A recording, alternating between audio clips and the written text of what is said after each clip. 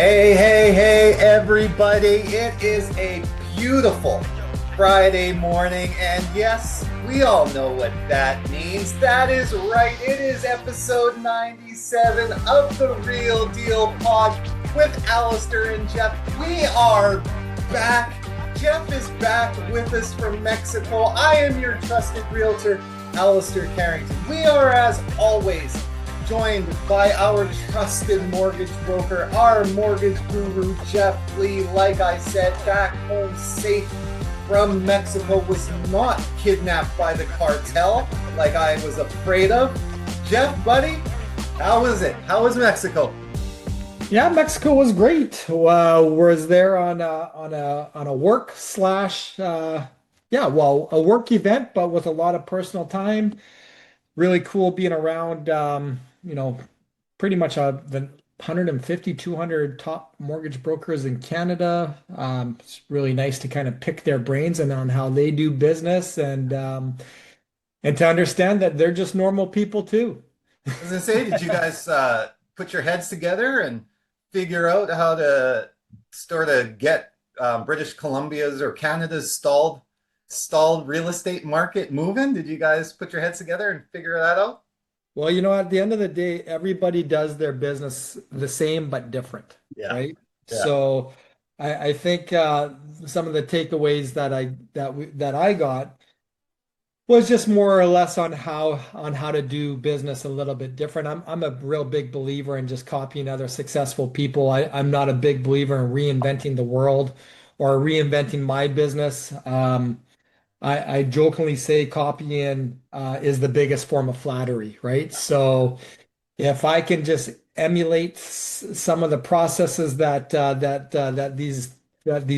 these brokers do and implement them into our business, it just makes us that one step better, right? So It's funny. I have that same philosophy. I go by the philosophy of smart people learn from the mistakes of others. yeah, Stupid people learn from their own. yeah, Like, so if you know something's a bad idea because other people have done it before, why are you gonna say, "Well, I'm gonna check," yeah, right? yeah. It's like if somebody tells you that the stove is hot, why are you gonna test it? Why don't you just go, "Hey, I believe they touched that stove and I'm not gonna touch it." And sometimes we have to learn from our own mistakes, and it doesn't make us stupid, it just makes us wise. But if we've had that mistake and we go against the wisdom now, your own wisdom, then that might make you stupid. Or if we know from a wise person that it's not a good idea to do, why are we going to bother going to do it? Hey, we can tell our kids not to touch a hot fireplace. Until they do, they don't That know, is true. That right? is true. But there's a difference between children and adults. That's what I always say. Is there though? No, my wife will tell you no. I'm an adult apparently, and she tells me I'm a child every single day. It's the same, it's just a different topic, Right?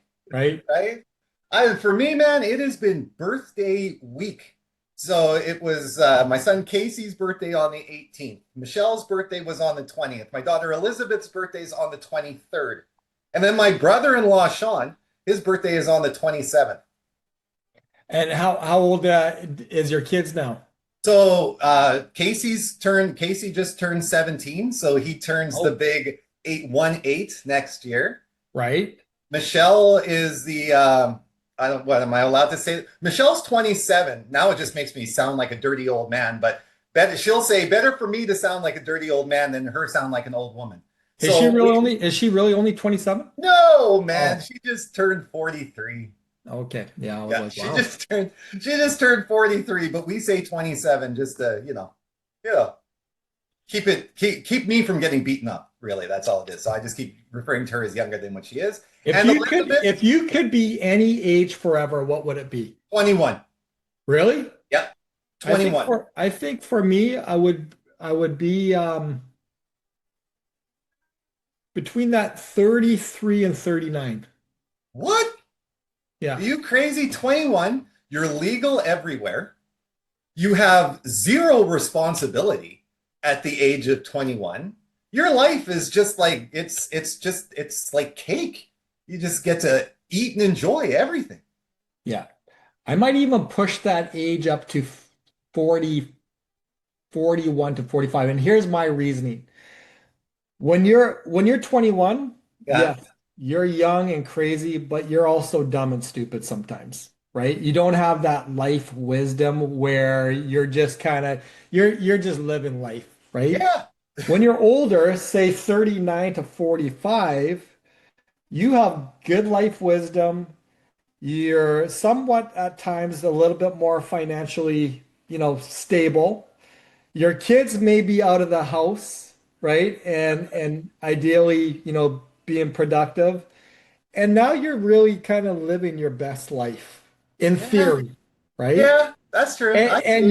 you're young enough still to be good looking. You're not like, you're not arthritic and you're not disabled and True. you're not, like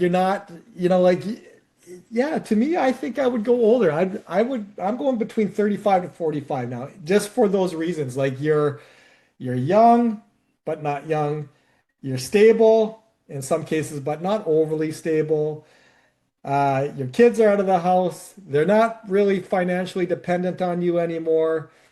And you're really kind of starting to enjoy your fruits of labor from 21 To then. forward. Yeah, Yeah. makes sense. That's almost like a question that was posed to us during, I remember my first year in psychology in university. Yeah. And I remember my prof asking the class, like, he said, what would you rather?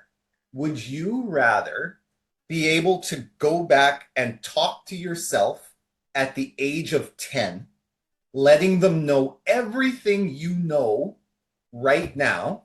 Or would you rather have, what was it, $50 million for the rest of your life, from now to the rest of your life? Which would you choose? I chose going back to 10-year-old self and telling them everything I knew. That's what I chose. 10, you're dumb though. 10, you're gonna forget or you don't listen. It could be going in one ear and out the other. I'd Like like to think that I would listen more. I know I'm wrong, but I would like to think that I believe that I would listen more to myself back then.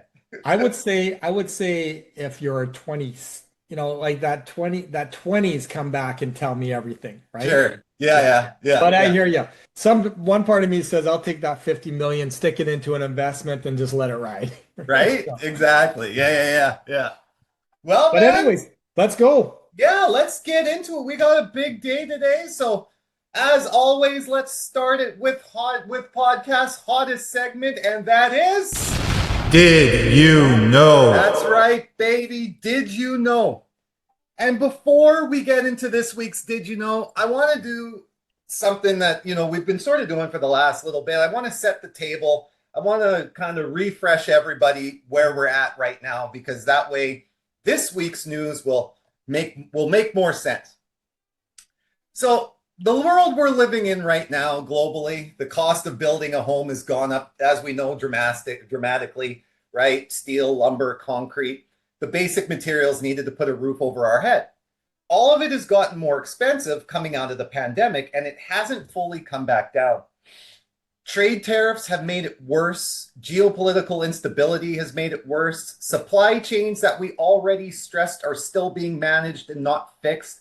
And on top of all of that, borrowing costs, the interest rates that both builders and buyers have had to deal with, they stayed elevated for longer than anyone expected, right?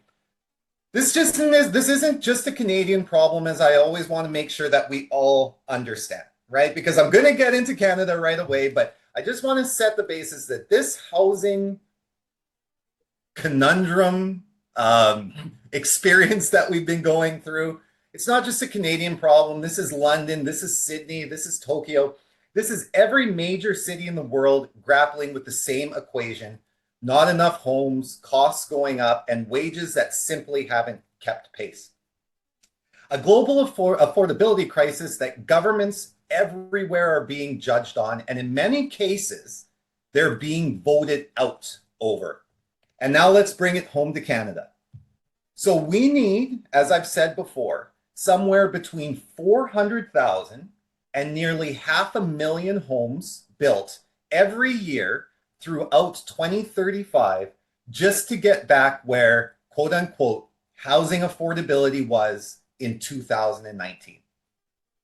So we're building roughly half of that. Half. That gap, that 2 million missing homes over the next decade, is not a projection. It's the hole that people are falling into right now.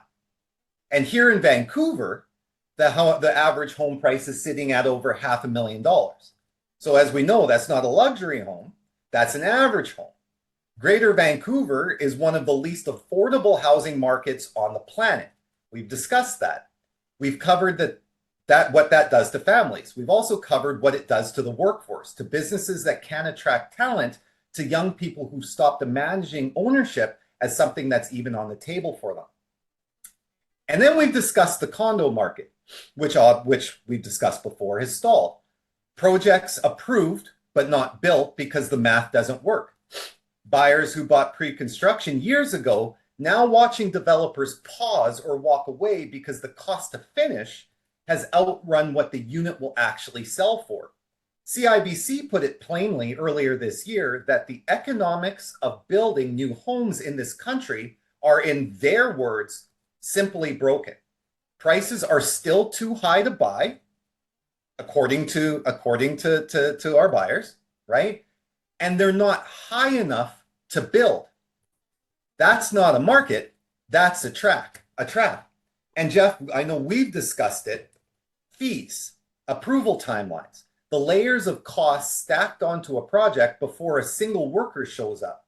Those upfront charges that municipalities collect to fund infrastructure, water, sewers, parks, roads and parks, they've gotten so steep in some markets that they're actually the deciding factor in whether projects move forward or get shelved. Not the vision, not the demand, but the fees. We've been saying all of this now for months. So this is where the did you know comes in. Last week, Prime Minister Carney walked into the Greater Vancouver Board of Trade and said he wants to make a, quote, structural change to the housing affordability in BC. And that's the did you know, that PM Mark Carney wants to make a structural change to housing affordability in BC. The word structural, I want us to understand how significant that framing is, because structural means he's not talking about a rebate or a one-time incentive. He's talking about changing the underlying economics of building. And this is what he's pointing to.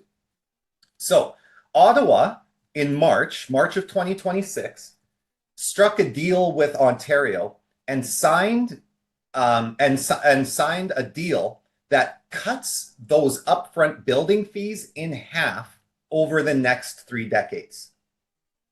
So they removed federal and provincial sales tax on new home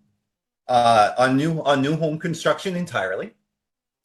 The projected result is savings of up to $200,000 flowing directly to the buyers and not into the developers, to the people trying to get into a home.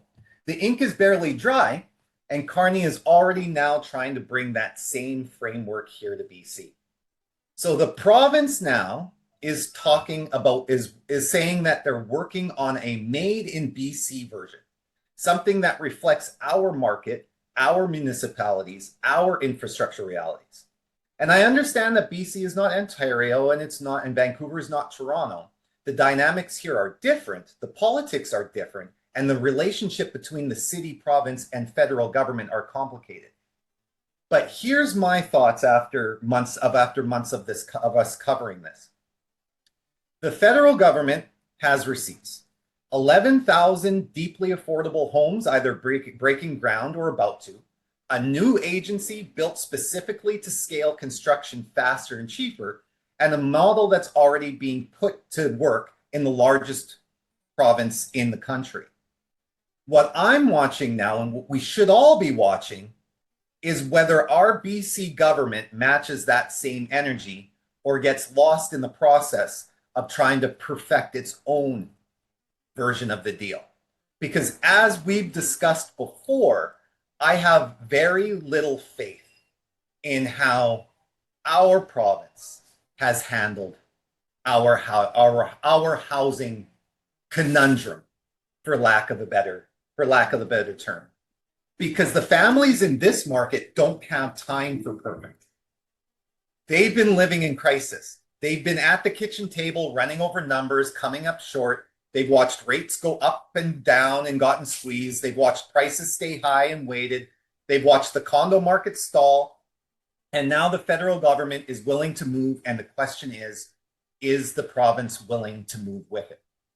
So, Geoff, my question to you is, do you think that our provincial government, considering all of the stuff that they've put in place, taking away Airbnbs, instituting a home flipping tax, all of this ridiculous stuff that has, in my opinion, done a lot more damage to our real estate in here in BC than tariffs or anything like that. Do you think that our government is going to do a good job in terms of creating this made for BC housing strategy that the same type of strategy that they made in Ontario? I think when I hear Sorry, Geoff, I gotta shut this. I don't know if you can hear that, but I had a lot of background, and that's what started messing my thought process up. So when you ask me this question, do I think what Carney is proposing to British Columbia will that kind of happen? Well, no, do you think Ebby? It's not so much Carney, because as we know, the provincial government has only so much say in how the housing works throughout each province, right? So we know that Carney's had this idea. They put it in place in Ontario. Ontario's accepted it, and they've made it a mandate going forward, right? Now we know that he's trying to bring this to British Columbia, and our trusted leader, David Eby, has said, okay, well, it sounds okay, but we need to tailor this more for BC, which is understandable because we're not Ontario, right? We're not Toronto. So it's not going, it can't be a catch-all, right? There are going to be specific encumbrances that happen province through province. So that has to be done. I'm not poo-pooing that, for lack of a better term. What I am poo-pooing, I guess, is I don't think that the policies that have been put in place, right, so far have helped British Columbia real estate, right? So I don't have a lot of faith that Eby's going to do a great job in implementing this new plan that Carney has and making it, work within BC boundaries. And I wonder what your thoughts are. Well, I think what I'm hearing is that something has been proposed that has worked in Ontario that needs to be tailored to BC. Yes. And then what will that look like when it gets rolled out, right? So I think with anything that we have to understand, number one, I just kind of even want to wheel this back. What your did you know is really about development and building costs, correct? Well, yes, it's about, and it's that which all goes back into the affordability and ongoing affordability of property. Because there was some things that you mentioned that I want to get clarification on. But to answer your question, is any good leader is going to do what's best for the province that they're in. Okay, let's say they're supposed to. Let's not say they're going to. Let's say they're supposed to. Yeah. So if you let me finish. Go ahead. So any good leader should basically is basically going to do what's best for the province or the leadership that they're in. Doesn't necessarily they're going to do it. They might have their own agenda. They might have their own mandate. How many times have we seen things that were supposed to be great and stimulate something, which it's done the reverse? And you mentioned it, like foreign buyers ban, the flipping tax, the short term, like those were all implemented into increasing affordability, to increasing opportunity.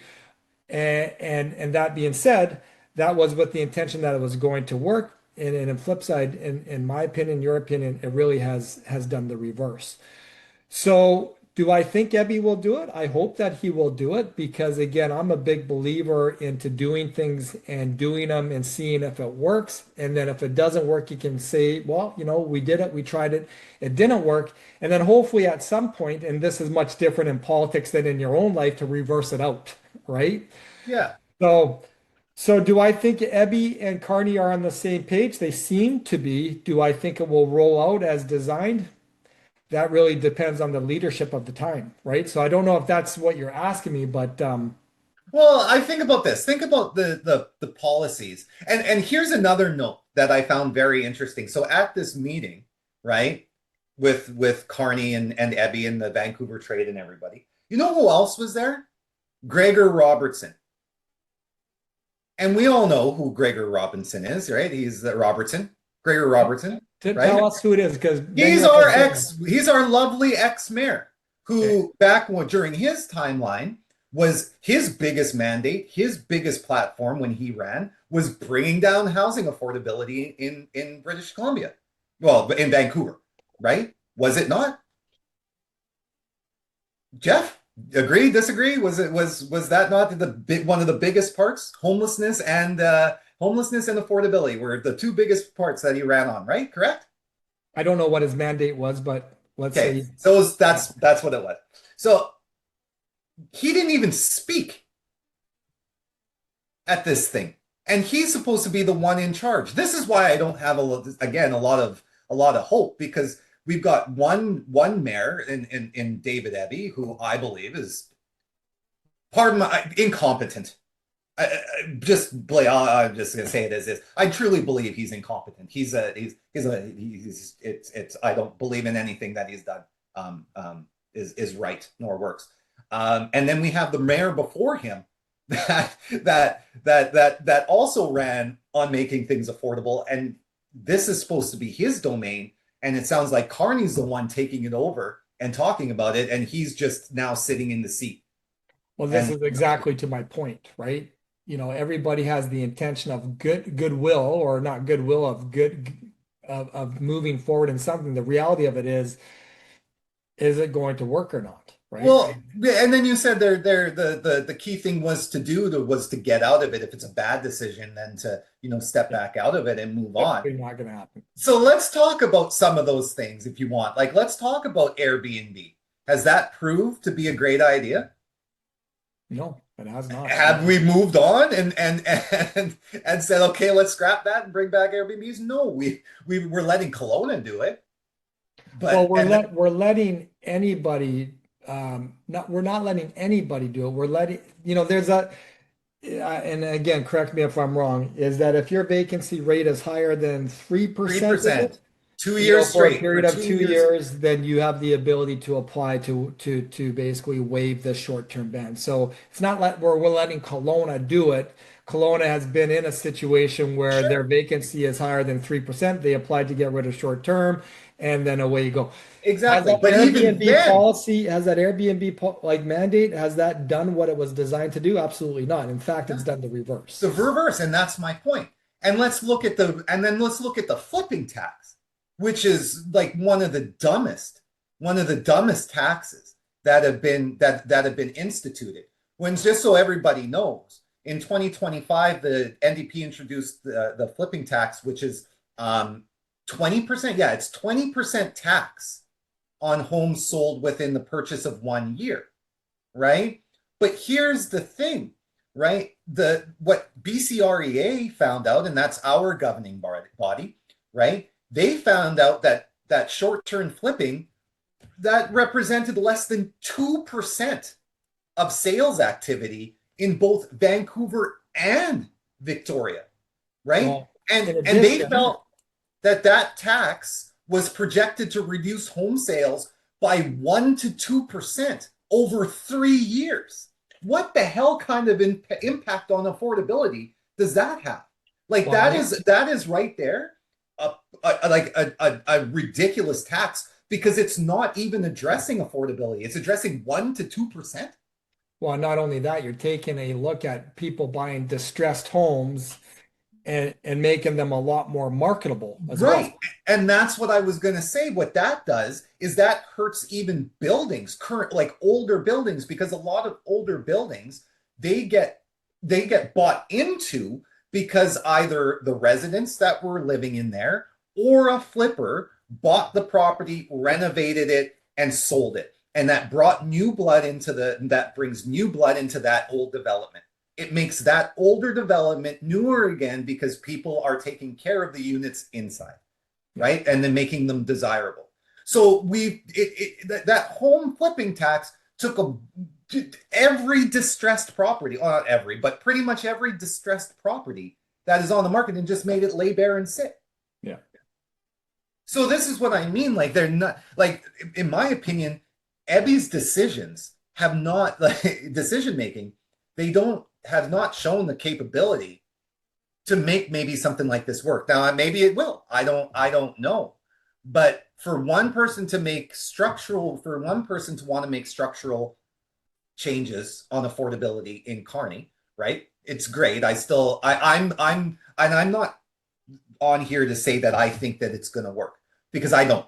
So let's just be honest. I really don't think it's going to work because I think there's a lot more things that need to be done in terms of British Columbia real estate in order to fix affordability. Like I think property taxes need to be attacked. I actually think we need to increase our property taxes because one of the reasons that we have this real estate problem in the first place, not just geography and being wrapped around by mountains and ocean by water. We also have low property taxes, which incentivizes caring as opposed to selling. So I think that needs to be taken care of as well. So there's a lot of fundamental other things that have to be taken care of.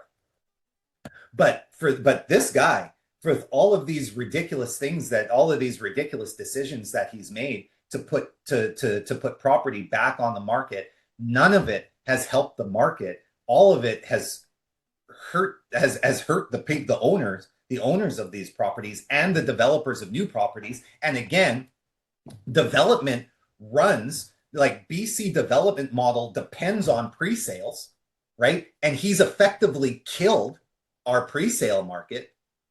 I don't see how any of this can work because Carney has one idea of making structural changes, and Ebby, none of his ideas make any sense. Right. So how do you like Carney's proposed ideas? I like the proposed ideas. I personally would, I know we can't wait this long. I personally believe we need to see how they work in Ontario. Like I'd like to see how it all rolls out in Ontario before we start adopting these plans because it may not work in Ontario, right? Again, knowing Ontario is a different type of market. I believe it would have been easier for Carney to test pilot this in Ontario, right? Test pilot it in Ontario, see what happens in Ontario over the next 3 years. Again, taking into account all of the other geopolitical things that are going on and all of that sort of stuff. Then coming and saying, hey, Vancouver, Fraser Valley, all you British Columbia, this is what we've done. We've test piloted it for X amount of years. We know you guys face different things. What do you think you need to do in order and changes you need to make to specify this, to specialize this to British Columbia, and then move on. But to try to roll this is March. This is March that Ontario just started this. 2 months later, we're trying to figure this out for British Columbia too, and I just don't think we have all the answers yet. That's my opinion.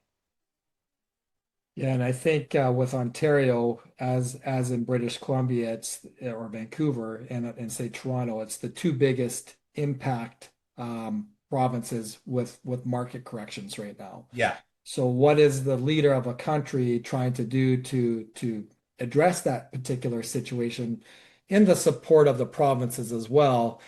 And again, from what I'm kind of getting your vibe from is you just don't have any faith in the leadership of BC to kind of move that forward and do what's best for BC because based on what he's done he's done the complete opposite to what's best for the BC housing and the markets here in, well, primarily impacting Vancouver and the Fraser Valley and the greater Vancouver area, right? Yeah, and I think that we've spent a, I think, and it's really easy, but I think we've gotten lost in not the minutia so much, but the top level part on trying to lay everything constantly at the federal level, right? Or laying it on tariffs and what's going on outside of our borders. I think that because of all the noise going on outside, I think it's gotten really easy just to lay it all up high, as opposed to taking a look at really where it needs to be and where the problems really sit are within our borders. And I'm just saying, next time that we got a chance to vote, which unfortunately everything I read, Abby's going to win again. I really do think that we need to do a better job at holding our political figures to their feet to the fire, not from an outrage standpoint. That's where we are in the world. That's the new culture, outrage culture. We just, as a culture now, we just want to be outraged about everything, but not be solutions oriented, or not even care to listen to the solutions. We just want to be outraged about everything that we hear. The problem about keeping, not the problem, but the issue that we have about keeping accountability, say, to our political leaders, is that how many people will actually vote, number one. Yeah. Right. Yeah. Yeah. So now you have people that have voted, which I think is less than 30%. I think it's in the 20 some odd percent of people who vote. I could totally be wrong. But then how, like, again, the people that care are really not, are the people that vote. And then you got 65%, 70% of people, 75% of people that are not voting, and to your point now, are outraged. Yeah. But the first thing that people need to do is vote. Yeah. Right? And then Yeah. you have the entitlement to be outraged. If you're not voting and you're pissed off, that's on you. That's not on anybody else. Yeah. And when I ask people again, this is again somebody that's right now a proud independent that left his Conservative Party and all that sort of good stuff.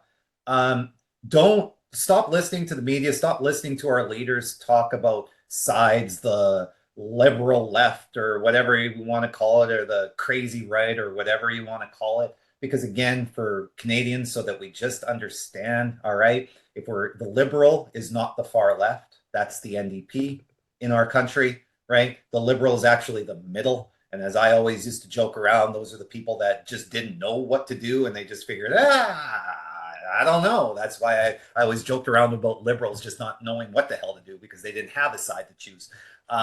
So understand that the crazy left is not the Liberal Party. It's the NDP. They are the ones that are causing us so much problems in British Columbia. And it's factual now. It's factual. We are again running at a deficit, and just in real estate, I think in British Columbia, running at a $2.2 billion deficit. $2.2 billion. It's supposed to raise again next year. I think we are, as a province, at $4.3 million in debt as a province, and we're supposed to get higher next year. And that's what I'm saying. Like, that's what people need to understand, that these decisions that we make when we decide not to vote, or we decide not to be educated in what we're saying to other people, well, to our other people, and especially to ourselves, then if we're not voting and we're not getting educated in it, then please, I don't want to hear us complaining about it, because we're actually doing the damage. It's doing the damage. But we need to be fixed, because this housing thing is not going to be fixed by the feds. Okay, it's not going to be fixed by our liberal government federally. It's not going to be fixed by a conservative government federally if they come into power, because they don't have the power to do so, right? It's going to be fixed provincially by the next government that we choose, hopefully. And that's my did you know? Now you know. And in essence of time, I think this is where we'll also wrap it up. But oh, really? Yeah. Okay. Just on my did you know, Geoff, you got nothing to say today? Did I literally talk out our time? You know what? I got lots to say, but for essence of time, we're 45 minutes deep in, so we'll end it on that. But it was I can tell you were passionate in it, I and am. you Did it make sense, Jeff? Did it make sense? you know what? It makes sense.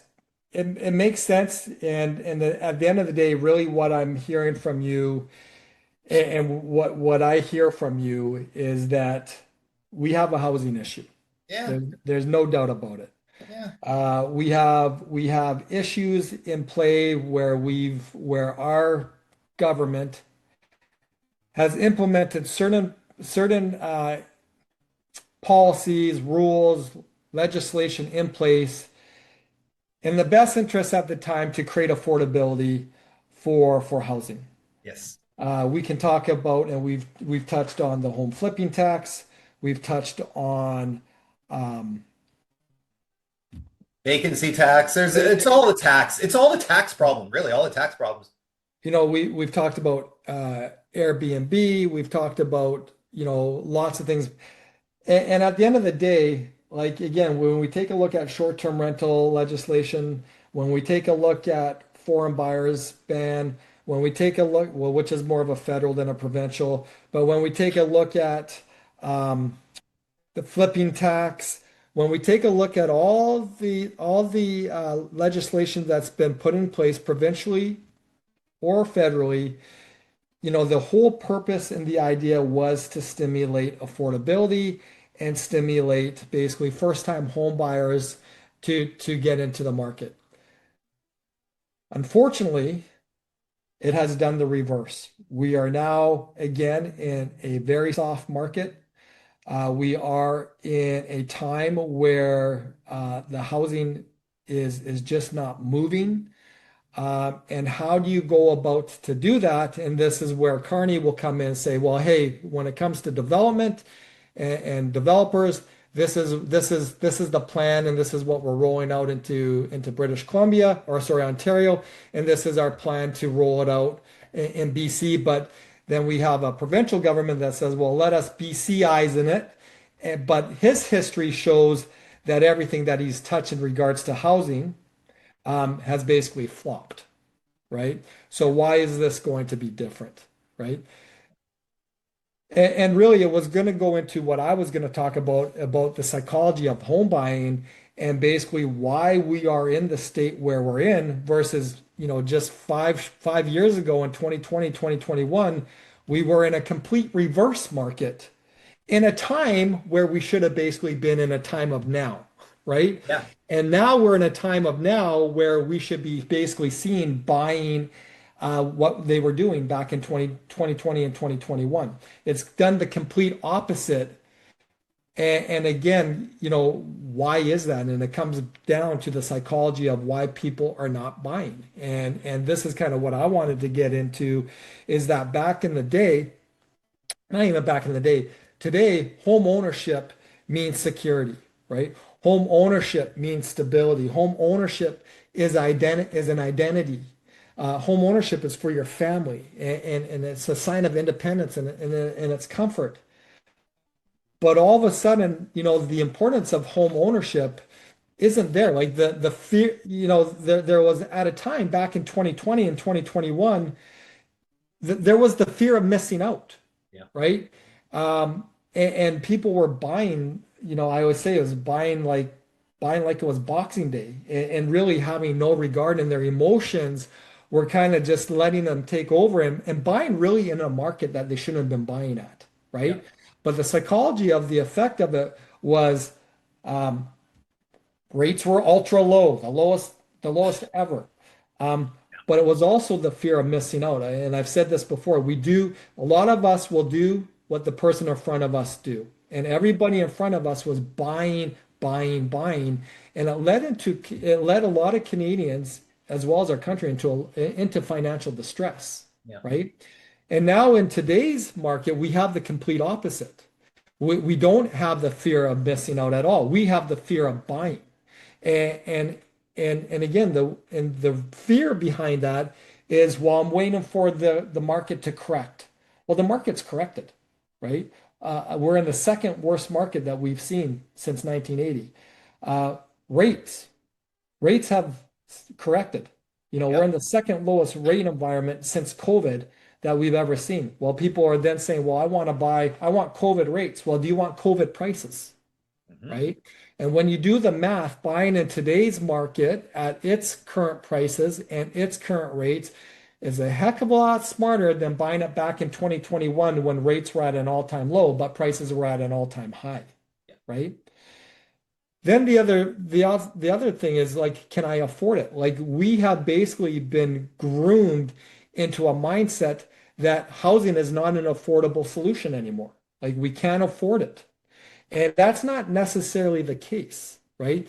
And we talk about, what's important to people. What is important to people is their net worth. So even back to, how old do you want to be? Like, what would be an ideal age for you, Yeah. right? Yeah. An ideal age for me is a place where I know where my net worth is going. Like 21, we don't really know where our net worth is going, That's a good right? point. That's a good point. Right? Yep. When we're that 35 to 45, we have a good understanding as far as where we're going. Yeah. And again, like CMHC did a study, and we keep on repeating that study. Home ownership. If you and again, correct me if I'm wrong. Like if you own a home when you're 34 years old, Yeah. your net worth is, 440,000 if you own a condo. and if you're renting, your net worth is. 44. Now, if you fast forward it to the age of 5. 65, Yeah. right, your Yeah. net worth, I believe, is 1.3, 1.4. 1.4 if Yeah. you own a home. Yeah. And how much if you don't? $11,900. Right. So when we talk about like if you have any desire to have net worth, not when you're 21, but when you're 35 to 45 and having a direction as far as where you're going to go, Yeah. home ownership is a key piece to that, financial success, Yeah. that financial independence, Yeah. right? And I've said it and I'll say it again. Your net worth is not gonna, well, I'm not gonna generalize everybody, but your net worth is not gonna come from the income that you've earned through the years of your employment Yeah. or your self-employment. Your net worth is going with the majority of people, I'm not saying everybody, is going to come from the homes that you've owned and sold throughout your lifetime. That is where your net worth is going to come. And yes, if you financial advisors will say, hey, if you did this, if you did that, sure. But the reality of it is, unfortunately, most of us do not. Mhm. But your net worth, what you're going to have when you retire, is going to come from home ownership. And we talked about this too, Alistair, is we're going to have a lot. We're not right now. We don't have the fear of missing out, but what we're going to have in 3 to 7 years is going to have buyer's remorse, Yep. right? We're going to have thousands, hundreds of thousands, millions of people to say, "Shit, I should have bought back in 2026." Like, but I was trying to time the market. I was trying to time the rates. I was doing what the person in front of me was doing, which is nothing. And then all of a sudden you missed out on one of the golden opportunities to basically make yourself financially independent when it comes to your golden years, Yeah. right? Yep. And again, like there's a big push with our new Generation Z, to rent. Like there's a big push and a lot of opinion is why young people should rent versus buy. Yeah. But I go back to what I've said before. You can have an extreme left opinion, you can have an extreme right opinion, you can have a middle opinion, you can have a conservative left, right, middle opinion. You're always going to find someone that's going to agree with you, Yes. right? But if you take a look at the history of what home ownership is over hundreds of years, Mhm. it will always tell you the same thing, right? Yep.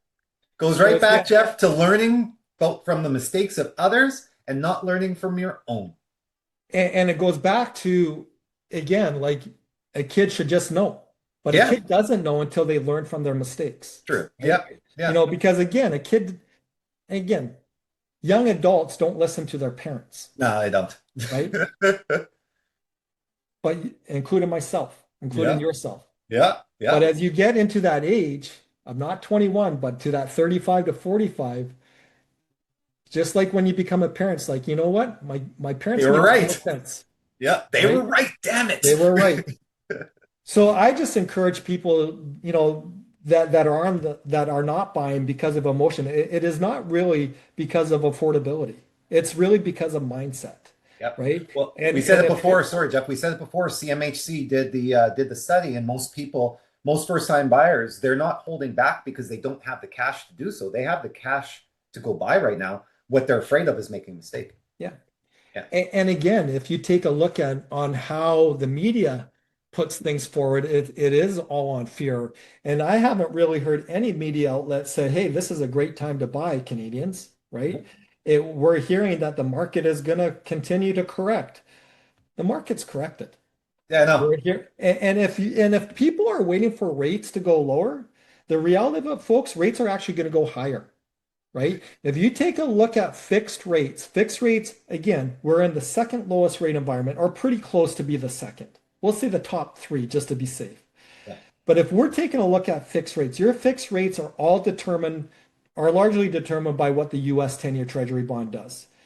If you take a look at as far as where the US is as an economy and where it's going, it's not really doing very, very well, Yeah. regardless of people's opinion. But if you really break it down, the US is struggling, right? And if I read something. We're on the verge, and again, this is a couple economic or economists, sorry, that are saying we are on the verge now of a global recession. right. Yeah. So when we're waiting for rates to drop and people understand it, they need to understand that our fixed rates are largely based on the 10-year Treasury bond. Mhm. And if the US isn't going where it needs to be, your US Treasury bond, you're going to see fixed rates start to rise, Yeah. right? And what the US does have a direct or collateral impact on what Canada is and how it performs and what its inflation does. And once that starts to get a little bit out of control, we're going to start seeing our variable rates rise, Yeah. right? So if you take a look at a lot of smarter people than me, if you take a look at projections, the projection for rates are actually to go up within the next 3 to 5 years, right? And again, not to get too deep into it, but the rate that people are now leaning towards, which again, people are very fearful of because of the last 5 years, the variable rate is a very, very, very good strategic position to be in Yeah. moving forward, Yeah. right? That's a whole new pod. Yeah. And then again, I go back to the market. The market, folks, again, we are in a situation, we are in an environment where now is the time to buy. It's not affordability, it's not rates, it's not market. Right now, to me, it's mindset. And again, our responsibility here is to educate. And if any of those three things are holding you back, it's rate, don't let it be. Be educated in what that looks like today and what that's going to look like in 3 to 5 years. If it's market, the market is going to correct. I can assure you it is going to correct at some point. Mhm. When? I don't have that crystal ball, but I can assure you within 7 years, we are going to have a lot of Canadians having buyer's remorse, Mhm. right? And again, it's affordability. Understand, folks, that when you are getting financing here in Canada, your stress tests, right? Your mortgage is based on 2% higher than the contract rate in preparation for the market to correct. So this is one of the actually a good guideline that the governments have done is to put a stress test in place just in case the market is to kind of do crazy and wild things, which again in the last 5 years it has, right? Yeah. So again, actually, I wasn't going to get into my bit, but I actually just did. I So love it. that's what I that's what I got. See, that's what happens when you become passionate about something else. Right. That's why I kind of let you roll with it because Yeah. hey, I could see the fire in your eyes, right? So I was like, hey, I'm not going to slow him down. Just let it get it out and have opinion. But again, the emotions, as far as why in the psychology of home ownership, where we're at today, is just backwards, Yeah. right? Yeah. Like where we're at today is a time of opportunity. Yeah. And, Yeah. and again, we're just not, a lot of us just aren't there. And I think it's just really important to kind of take a look as far as what is holding you back. Get educated in as far as if that's a valid opinion or not. And I'm not talking about a chat GPT. I'm talking about a deep dive. Understand where what your opinion is, but get a really true understanding as far as what your opinion is and if it's true or not, or if it's valid, or what's the validity in that. And then start making smart decisions that are going to impact your overall net worth in your golden years. So you're not going to be that guy or that girl to say, you know what, I should have, I could have, I didn't. And now here I'm at the age of 55, 60, and really now going to struggle. Yeah, yeah. And that's the thing, like before we tie this down, that's one of the things I just wanted, because when we always talk about like crash, crash, crash, and all of that sort of stuff. And again, I just want to touch on why, or just want to finish up by saying like why it will not crash, like why BC real estate will never, I guess I can't say will never, crazy things can happen, or will more than likely never crash. It's legitimately because what is it, 13? What I think it's 13% of our GDP. No, 16. It's 16 to 18% of our GDP, our gross domestic product, is tied up in real estate for the province. So of our 322 million, right, 16 to 18% of that consists of real estate and the trades that go on underneath it. And that's the other thing. If we have a so-called crash, right? It's the construction, thousands of jobs and significant tax revenue will go away. That's another reason why the province will never allow real estate to crash. Is it's the job loss that will encompass everything that goes around it. The province will never it will never allow it to, or will never, well, no, will never allow it to happen. And the biggest thing is that the kind of the structural collapse needed, the kind that wipes out 30%, 30 to 40% of value and doesn't recover, it requires a combination of mass unemployment, rising rates, falling demand, and oversupply. That perfect storm is almost never going to happen. So that's what like people really need to understand what encompasses a crash and why it will probably never happen, right? And So again, people that have that opposite opinion, they'll find it.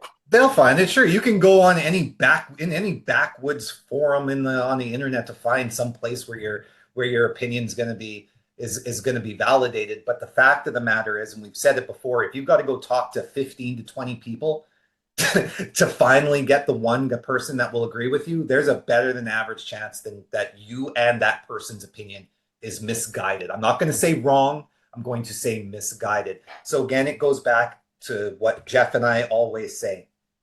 Make sure that you have people in your power team that are educated to what is going on, that are willing to push back on you and tell you why your thoughts might be misguided and be able to show you the stats and the reasons why you should be doing something different, right? That is what's so important. That is what's so important. And then just again to tie it up with our governments, consultation needs to be mandatory.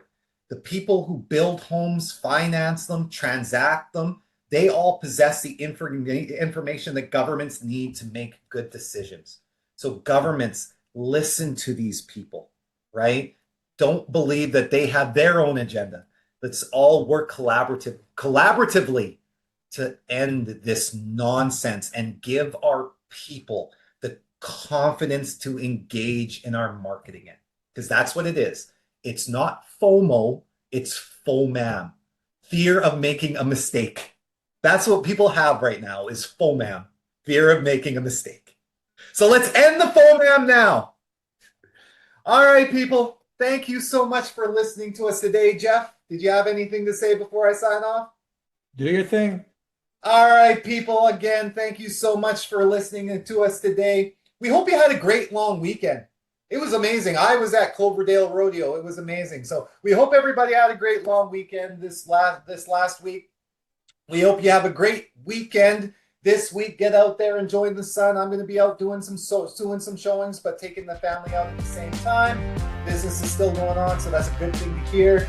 We hope you have, again, a great week. Continue to love, like us, and share us. We hope that today's content gave you something to think about, because that was a lot that we packed in today. We hope it gave you something to think about. If you know somebody that would be interested in hearing the things that we've shared with you today, please pass along our name. Please continue to love, like, share us, tell everybody you know about us. Most importantly, stay empowered, stay informed, and Geoff, Stay tuned. that's right, baby. Stay tuned. Peace out.